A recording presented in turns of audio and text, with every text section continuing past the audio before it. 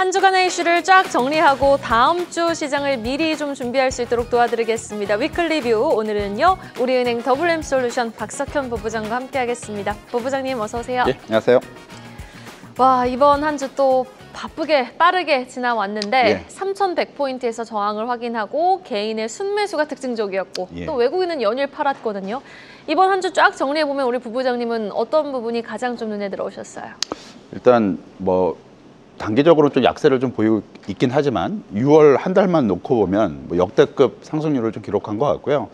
6월 중에 고점이 월간 상승률이 15%가 넘기도 했기 때문에 상당히 많이 지금 오른 거고요.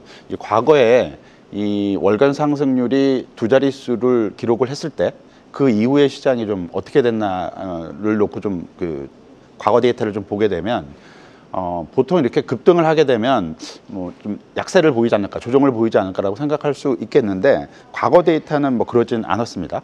그러니까 2001년 그 11월 달에 월간 상승률이 한 11% 정도 기록한 적이 있었는데 이때 이후부터 그러니까 한 24년 정도 소요가 되죠. 이 기간 동안에 월간 상승률이 두 자릿수를 기록했던 월이 17번이 있었고요. 그렇게 이제 많이 기록되는 건 아니죠. 네. 근데 이게 중요한 거는 이제 17번의 두 자릿수 상승률 이후에 바로 다음 달에 조정을 기록했던 케이스는 세 차례밖에 없었습니다. 그러니까 거의 80% 이상의 확률로 10% 이상 올라간 이후에도 연속적인 상승을 기록한 달이 훨씬 많았다라는 얘기고요. 그렇네요. 따라서 일단 7월 달 주식시장이 단기적으로는 기술적 조정 과정을 보일 수 있을 것으로 봐야겠지만 기본적으로 7월 달 월간 전체적으로 놓고 봤을 때는 6월 달에 이어서 상승률이 다소는 줄어들더라도 전반적으로는 상승 흐름이 이어질 가능성이 좀 높지 않을까라고 볼 수 있을 것 같습니다. 그런데요. 일단 이번 주 외국인이 우리 시장을 또 팔았거든요. 예. 그런데 지금 또 미국 증시를 보면 이번 주 견조한 흐름을 보였고 엔비디아가 시총 1위 자리를 탈환했잖아요. 예. 아, 이것도 우리 시장 조금 외국인이 사다가 다시 그럼 미국 증시로 가는 거 아니야라는 퀘스천 마크도 붙을 수 있을 것 같은데 어떻게 보셨어요? 일단 외국인들이 24일 하루를 제외하고 이번 주 5거래일 동안에 지금 4거래일 순매도를 기록을 했고요. 순매도 규모도 오늘 한 8,500억 정도 순매도를 했기 때문에 일주일간 순매도 규모가 거의 한 1조 5천억 가량을 기록을 했습니다. 네. 물론 6월 한 달 전체로 놓고 보자면 한 3조 원 좀 넘게 순매수를 기록을 하긴 했지만 이번 주 들어서 나타나는 흐름은 다소 좀 부정적인 흐름을 보였다라고 볼 수 있을 것 같고요. 주간 기준으로는 지금 5주 만에 외국인 순매도가 이제 전환이 됐다라고 보여지고 업종별로 봤을 때는 그 소프트웨어 업종, 그러니까 관련 주식들이 많이 오른 소프트웨어 업종이 외국인 순매도 거의 1위를 기록을 하고 있는데 이 소프트웨어 업종에만 1조 원 이상 순매도를 기록을 하고 있다라고 볼 수 있을 것 같습니다.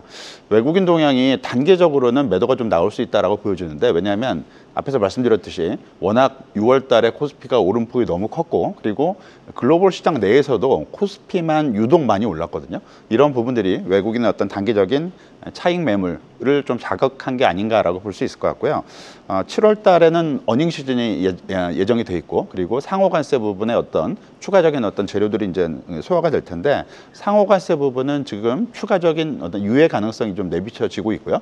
어닝 시즌도 마이크론 테크놀로지 실적을 봤을 때는 네. 국내 반도체 업체들의 실적도 나쁘지 않을 걸로 예상을 할 수가 있기 때문에 어닝 시즌의 어떤 첫 스타트를 하게 될 삼성전자의 실적이 긍정적으로 발표되기 시작하면 전체적인 어닝 시즌에 대한 기대감을 가질 수가 있을 것 같고요. 이런 부분들은 외국인 동향이 단계적으로는 그 차익 매물을 좀 내놓을 수 있다 하더라도 5월부터 시작된 순매수 기조 이런 어떤 추세적인 흐름은 크게 변하지는 않을까라고 볼 수 있을 것 같고요. 달러 방향성이 아무래도 좀 중요한데 달러와 약세 기조가 어떤 속도가 좀 약간 둔화되더라도 기조 자체가 약세 흐름을 이어가게 된다면 외국인 어떤 순매수 기조는 당분간 좀 지속이 될 수 있지 않을까라고 볼 수 있을 것 같습니다. 네, 알겠습니다. 이번 한 주는 그래도 쉬어가는 흐름 속에 일부 좀 차익 실현에 나섰던 외국인이었지만 큰 틀에서 매수 기조는 변하지 않을 것이다. 예. 또 상승 기조도 이어갈 것이다 예. 라고 말씀을 해주셨는데 자, 밤사이 또 이제 미국의 물가지표 발표 앞두고 있고요. 미시간대 소비심리지수까지 발표를 앞두고 있는 상황입니다.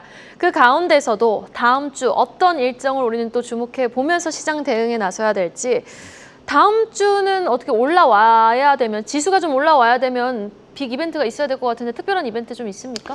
다음 주에 화요일 날이죠. 한국 시간으로 화요일 날 밤에 10시 반이죠.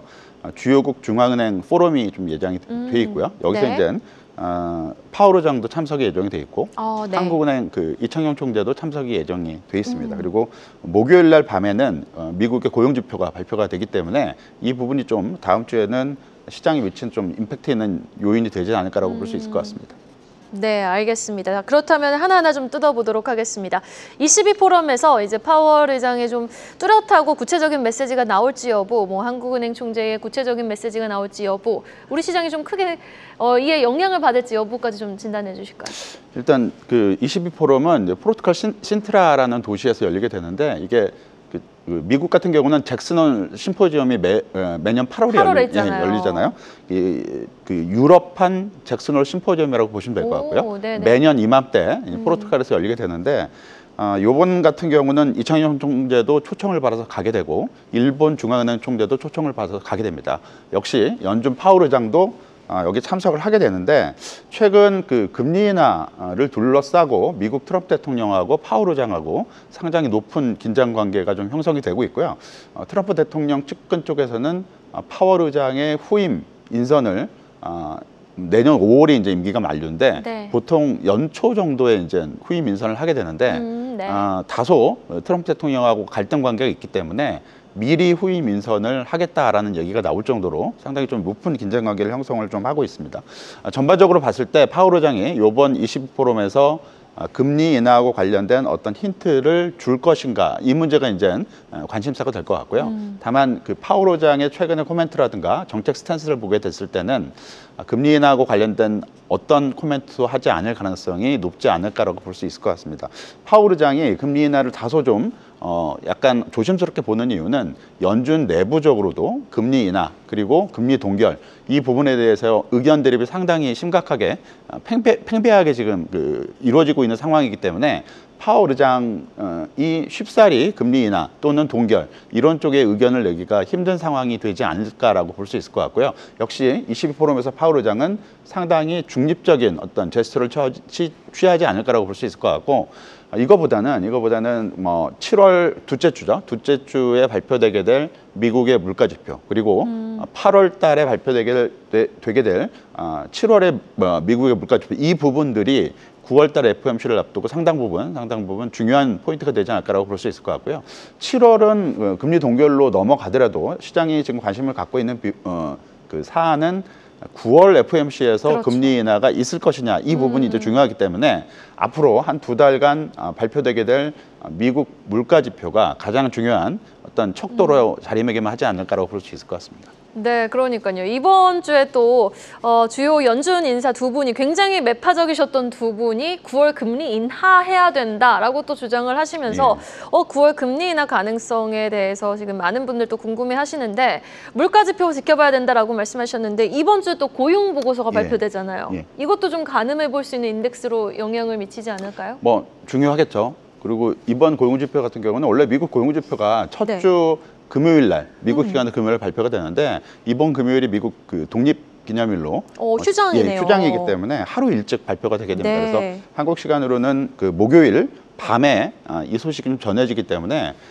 관심이 좀 높아지고 있고요. 지금 시장 예상치는 비농업 부분 취업자 수가 전월 대비 한 12만 명 정도 늘어날 것으로 예상이 되고 있는데 전월 달 그러니까 5월 달 수치가 13만 9천 명 증가를 기록을 했기 때문에 약간 줄어드는 수치가 발표가 되게 된다면 아무래도 고용지표가 완만히 둔화되는 쪽으로 시장이 인식할 가능성이 높고요.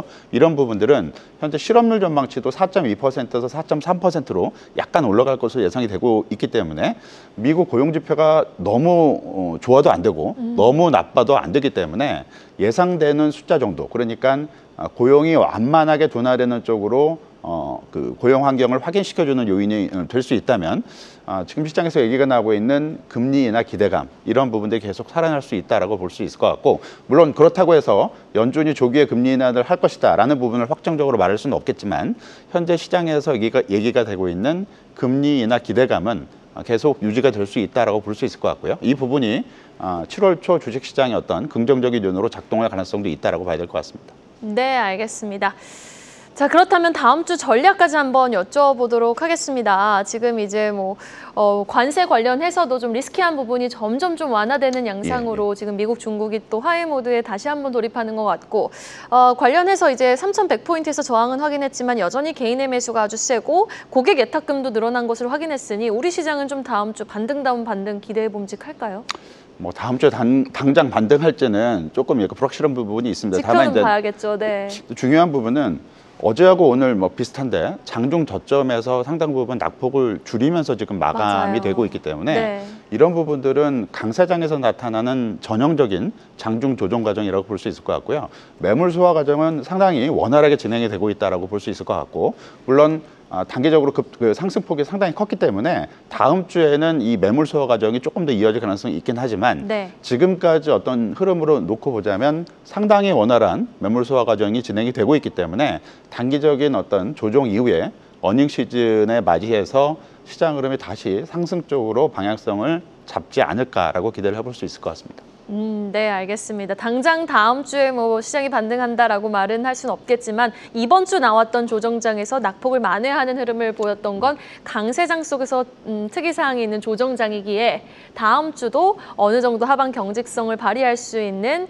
그런 시장을 좀 우리는 기대해 봄직하다라는 말씀 들어봤습니다. 여기서 마무리 지어보죠. 지금까지 우리은행 WM솔루션 박석현 부부장이었습니다. 부부장님 말씀 고맙습니다. 계속해서 다양한 경제 이슈를 알고 싶다면 구독과 좋아요, 알림 설정 부탁드립니다. AI 캐스터 권미정이었습니다.